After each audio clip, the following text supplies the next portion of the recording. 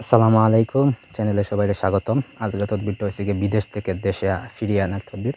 মানে অনেকের স্বামী আছে বিদেশে গিয়ে যোগাযোগ করে না বা দেশে আয় না বা আসতে পারে না। তো ওই ব্যক্তিকে কীভাবে দেশে আনবেন বা যোগাযোগ কীভাবে করবেন, বা কোনো স্ত্রী আছে যে যোগাযোগ করে না, তো কীভাবে যোগাযোগ করবে দূর থেকে।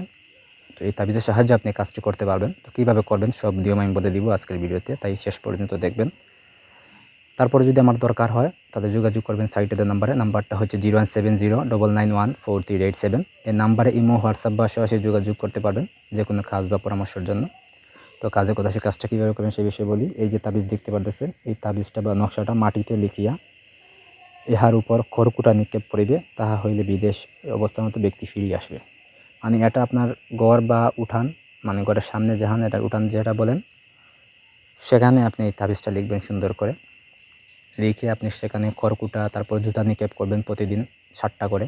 তো এরকম 7 দিন আপনি করবেন, ঠিক আছে? উঠানে বা যে কোনো একটা আপনার সিক্রেট মানে গোপন জায়গায় মাটিতে এটা করে করবেন।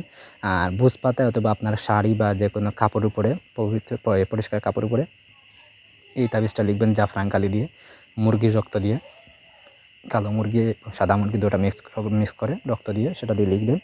লিখে তাবিজের ঠিক নিচে দিবেন শিখে স্বামীর নাম বা যে যার সাথে যোগাযোগ করবেন, যে দেশে আসে না বা আইতে পারে না বা যোগাযোগ করে না, তার নাম দিবেন।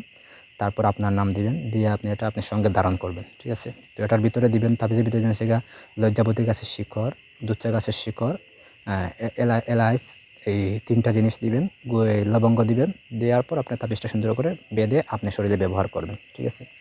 আর মনে মনে আপনি যে ওই ব্যক্তির কথা স্মরণ করবেন বা ওই নাম নেবেন। আর প্রতিদিন 7টা করে জুতার বাড়ি নিক্ষেপ করবেন ওই তাবিজের উপরে। তারপর হচ্ছে গিয়ে আপনি খড়কুটা ছিটাইবেন এখানের উপরে, ঠিক আছে? তাহলে দেখবেন যে আপনার সেই ব্যক্তি যোগাযোগ করবে এবং দেশে ফেরত আসবে অটোমেটিক। আপনার কোনো কিছু আর করা লাগবে না।